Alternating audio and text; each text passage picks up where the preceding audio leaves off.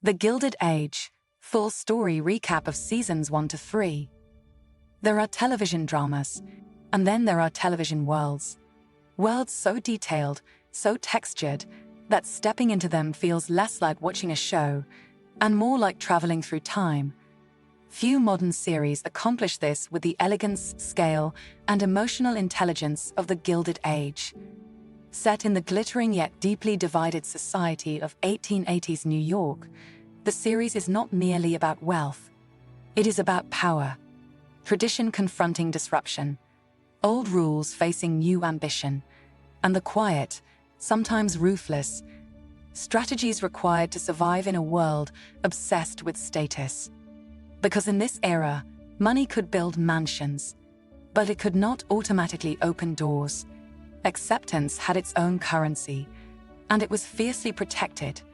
Over 3 sweeping seasons, the Gilded Age transforms from a social chess match into something far more profound, a portrait of an America redefining itself in real time. Tonight, we revisit that journey, the rivalries, the romances, the betrayals, the relentless climb toward influence. Because beneath the ballrooms and opera houses lies a timeless story, the cost of progress. When the series begins, New York is already vibrating with change. Railroads are creating unimaginable fortunes. Industry is rewriting the meaning of success. And suddenly, families who once defined society find themselves sharing the city with a new kind of power, self-made millionaires. Into this shifting world arrives Marion Brooke. Young, sheltered, and recently orphaned, Marion is forced to abandon the predictable life she once knew and travel to Manhattan to live with her aunts.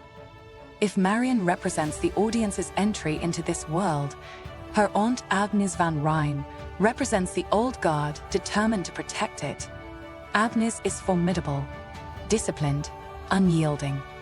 To her, status is not something one earns, it is something one inherits. Old families, in her view, are not merely wealthy. They are the foundation of civilized society. Directly across the street lives everything Agnes distrusts. The Russells, where Agnes guards the past. Bertha Russell intends to conquer the future. Marion quickly realizes that her new home is less a residence and more a fortress of tradition. Every interaction is governed by etiquette, every decision weighed against reputation. Across the street, however, change is not feared, it is engineered. Bertha Russell wastes no time announcing her arrival, hosting elaborate gatherings designed to force acknowledgement from families who would prefer to pretend she does not exist. But invitations go unanswered. Carriages glide past her mansion without stopping. In the silent language of high society, rejection is rarely spoken aloud. Still, Bertha refuses humiliation. Instead, she studies the social hierarchy like a strategist analyzing a battlefield. She learns who controls the guest lists, who influences the charities, who decides which families are received, and which are quietly excluded. Her husband George Russell operates with equal intensity in the financial realm. A titan of industry, George embodies the unstoppable force of American capitalism.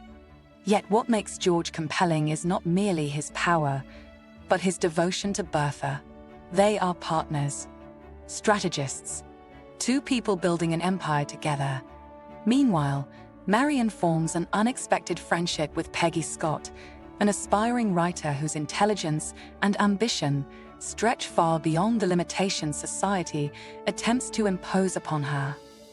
Through Peggy, Marion begins seeing New York differently, not simply as a playground for the privileged, but as a city filled with strivers determined to define their own futures.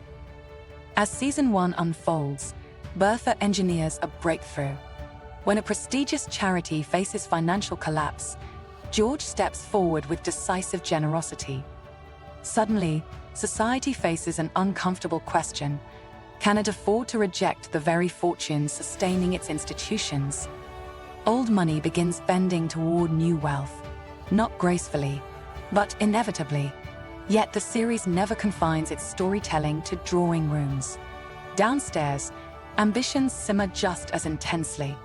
Careers are pursued, romances unfold, dignity is defended.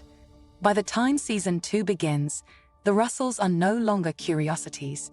They are contenders. Bertha raises the stakes with breathtaking ambition, orchestrating events so spectacular they cannot be ignored. The opera becomes her next battlefield. Controlling a box is not about music. It is about visibility, hierarchy, power. If Bertha can reshape the social order inside the opera house, she reshapes society itself. At the same time, George faces growing unrest among workers as industrial expansion accelerates. The dazzling wealth transforming Manhattan is being built through labor, increasingly unwilling to remain invisible.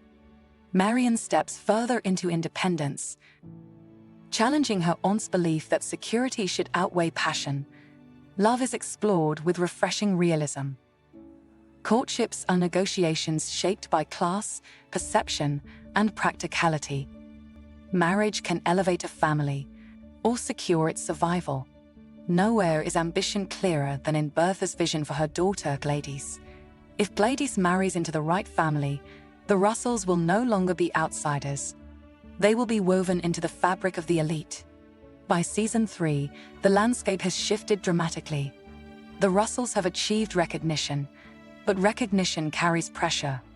Now Bertha must prove her ascent was not temporary. Gladys begins asserting her own desires, raising a question that echoes throughout the season. Is legacy something parents build, or something children must consent to inherit? George navigates a nation whose appetite for growth is matched only by its volatility. Railroads expand, cities swell, labor movements strengthen. And Agnes, long the immovable guardian of tradition, confronts a reality she has resisted for years.